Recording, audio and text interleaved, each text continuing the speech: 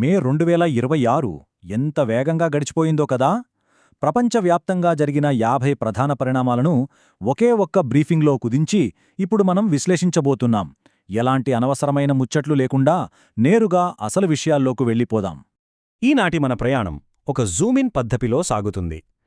ముందుగా విశాలమైన అంతర్జాతీయ భౌగోళిక రాజనీతిలతో మొదలుపెట్టి ఆ తర్వాత జాతీయ వార్తలు, వ్యాపారం, ఏఐ, సైన్స్ అండ్ టెక్నాలజీ, చివరగా క్రీడల్లోని మానవ విజయాల వరకు మనం వెళ్తాం.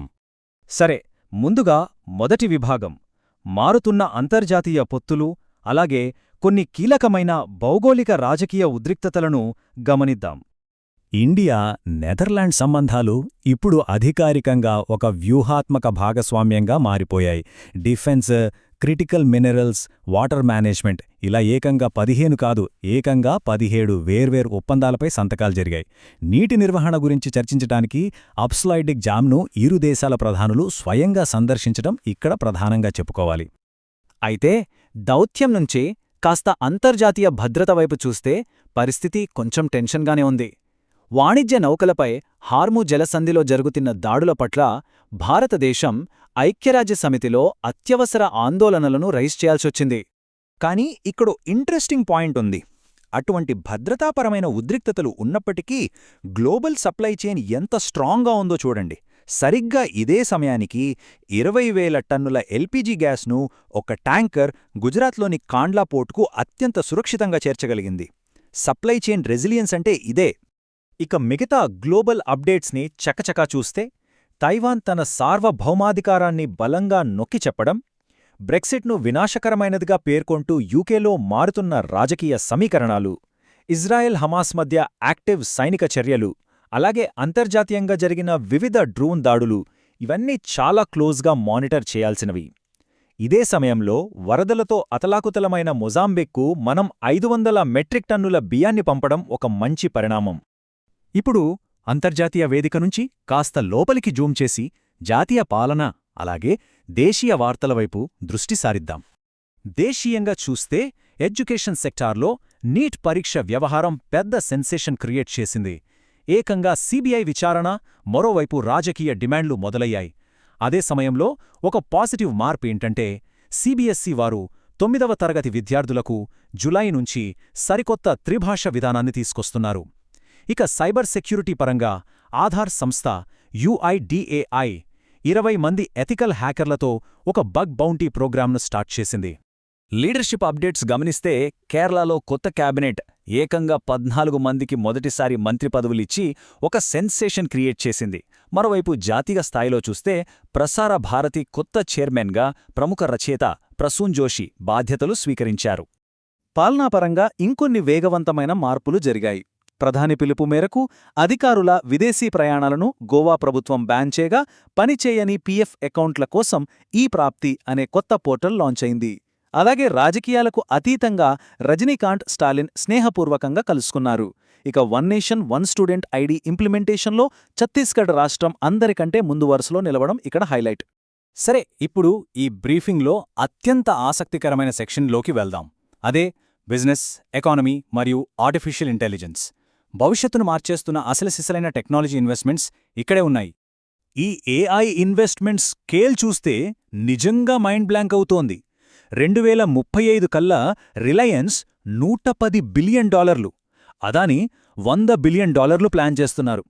దీనికి తోడుగా విశాఖపట్నంలో గూగుల్ ఏకంగా $15 బిలియన్ ఒక భారీ AI హబ్ను సెటప్ చేయనుంది. ఈ నంబర్స్ మామూలువి కాదు కదా. మరి ఇంత భారీ AI భూమును సపోర్ట్ చేయాలంటే దానికి తగ్గ హార్డ్వేర్ కావాలి. అందుకే భారతదేశం ప్రస్తుతం 38,000 GPUలను ఉపయోగిస్తుండగా ఇండియా AI మిషన్ కింద అతి త్వరలో మరో 20,000 ప్రాసెసర్లను యాడ్ చేయడానికి అగ్రెసివ్గా ప్లాన్స్ జరుగుతున్నాయి. కేవలం AI మాత్రమే కాదు, విస్తృత ఆర్థిక వ్యవస్థ కూడా సూపర్ ఫాస్ట్గా పరుగులు పెడుతోంది. ఇండియా AI ఇంపాక్ట్ సమ్మిట్కు రికార్డ్ స్థాయిలో 1.5 మిలియన్ల మంది హాజరయ్యారు. PMEGP కింద 4 లక్షలకు పైగా మైక్రో ఎంటర్ప్రైజెస్కు సపోర్ట్ చేస్తూ బడ్జెట్ 100% వినియోగించబడింది.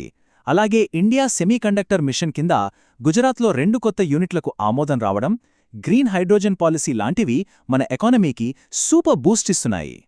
ఇక్కడ్నుంచి నేరుగా సైన్స్ అండ్ టెక్నాలజీ వైపు జంప్ చేద్దాం. మానవ ఆవిష్కరణల్లో మునుపెన్నడూ లేని విధంగా అచీవ్ చేసిన మైలురాళ్లేంటో చూద్దాం. 2026 సంవత్సరం ఎంత స్పీడ్గా దూసుకుపోతోందో ఈ టైంలైన్ చూస్తే క్లియర్గా అర్థమవుతుంది. ఒకవైపు స్పేస్ స్టార్షిప్ ద్వారా మనుషులతో కూడిన చారిత్రాత్మక మార్స్ ల్యాండింగ్, ఇంకోవైపు న్యూరోమార్ఫిక్ ఏఐ కంప్యూటింగ్ కోసం మెంబ్రిస్టర్ టెక్నాలజీ రాక, వీటికి తోడు ఐబీఎం లాంచ్ చేసిన మొట్టమొదటి కమర్షియల్ క్వాంటమ్ కంప్యూటర్. ఇవన్నీ అక్షరాల ఫ్యూచర్ను మన కళ్ల ముందుంచుతున్నాయి. ఏరోస్పేస్లో కూడా నాన్ స్టాప్ ప్రోగ్రెస్ కనిపిస్తోంది. చంద్రుని పైనుంచి శాంపిల్స్ తీసుకురావడానికి మన చంద్రయాన్-4 మిషన్ ప్లాన్స్ రెడీ అవుతున్నాయి.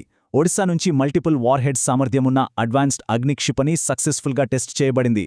అలాగే ఆస్ట్రాయిడ్ 2024 YR4 వల్ల చంద్రునికి ఎలాంటి డ్యామేజ్ రిస్క్ లేదని నాసా కన్ఫర్మ్ చేసింది.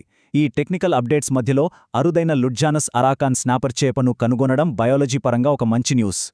ఫైనల్గా క్రీడలు, సంస్కృతి ఇంకా ఎడ్యుకేషనల్ రికార్డ్స్ వైపు ఫోకస్ షిఫ్ట్ చేసి పూర్తిగా మానవ విజయాలతో ఈ బ్రీఫింగ్ను కంప్లీట్ చేద్దాం. స్పోర్ట్స్ అనగానే ముందు గుర్తొచ్చేది క్రికెట్. అహ్మదాబాద్లో న్యూజిలాండ్ మట్టి కరిపించి మన ఇండియా 2026 T20 వరల్డ్ కప్ను ఎగరేసుకుపోయింది. ఇక ఐపీఎల్లో కూడా ఫుల్ యాక్షన్ నడిచింది. చెన్నై సూపర్ కింగ్స్పై సన్ రైజర్స్ హైదరాబాద్ ఉత్కంఠ విజయం సాధించడం, KKR player Finn Allen create చేసిన సిక్సర్ల రికార్డ్, అలాగే టాప్లో ఉన్న ఆర్సీబీని కిందకు దించడంలో గుజరాత్ టైటన్స్ ఫెయిల్ అవ్వడం, ఈ నెలంతా క్రికెట్ ఫ్యాన్స్కు ఒక పండుగలా గడిచింది. ఇక ఇతర క్రీడలు మరియు సంస్కృతి పరంగా చూస్తే గ్లోబల్ బేస్బాల్ అప్డేట్స్తో పాటు గోవాలో జరగనున్న సాఫ్ ఉమెన్స్ ఛాంపియన్షిప్ గురించి చెప్పుకోవాలి.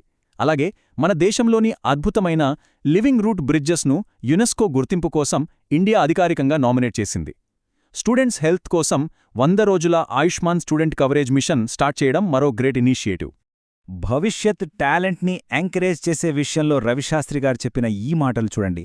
టీనేజ్ క్రికెటర్ వైభవ్ సూర్యవంశీ వయసుతో సంబంధం లేకుండా డైరెక్ట్గా టీమిండియాలోకి తీసుకోవాలని ఆయన ఎంత బలంగా వాదించారంటే, ఆ కుర్రాడికి 14, 15 లేదా 16 ఏళ్లున్నా నేనస్సలు పట్టించుకోను అంటూ కుండబద్దలు కొట్టారు.